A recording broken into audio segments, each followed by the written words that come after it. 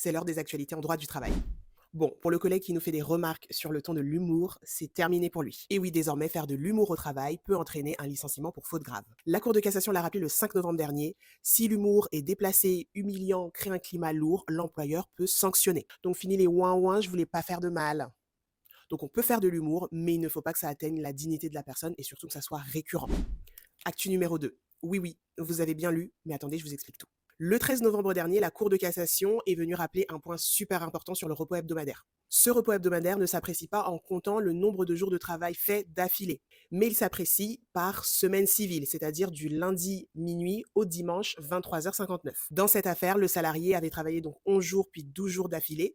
C'était considéré donc comme illégal avec un licenciement sans cause réelle et sérieuse, mais la Cour de cassation a confirmé que dès l'instant où un salarié a un jour de repos dans une semaine civile, c'était considéré comme légal.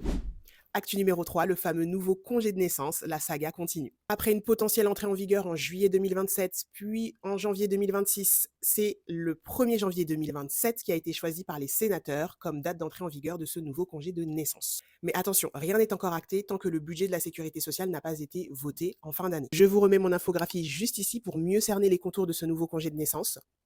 Actu numéro 4, non, non, je ne parle pas du pass Navigo, mais bien du plafond annuel de la sécurité sociale. Un gros mot comme ça, mais vous inquiétez pas, je vous explique tout. Déjà, le PASS, qu'est-ce que c'est? C'est ce qui sert de base pour calculer les indemnités journalières en cas de maladie, maternité, en cas également d'accident du travail, pour les pensions, invalidités, les pensions retraite, etc., etc. Et donc, ce plafond est réévalué chaque année le 1er janvier de l'année. Donc, pour la majorité des salariés, il n'y a pas d'impact.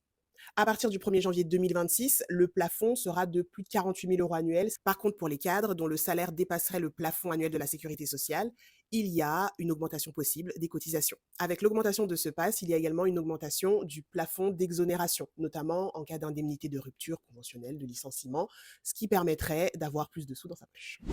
Et enfin, dernière actualité, c'est encore le 13 novembre que la Cour de cassation est venue sanctionner un employeur qui n'avait pas pris en compte la surcharge de travail d'un salarié en forfait jour. Autrement dit, si tu fais part à ton employeur de ta surcharge de travail par mail, en entretien ou bien pendant tes visites médicales et que ce n'est pas pris en compte, qu'il n'y a aucune action qui est réalisée pour changer cela, si tu démissionnes, ça peut être requalifié en une prise d'acte. Et cette démission requalifiée en une prise d'acte te donne les mêmes droits qu'un licenciement sans cause réelle et sérieuse, donc le droit aux indemnités de licenciement, de préavis, de congé, enfin le tutti quanti en cas de licenciement.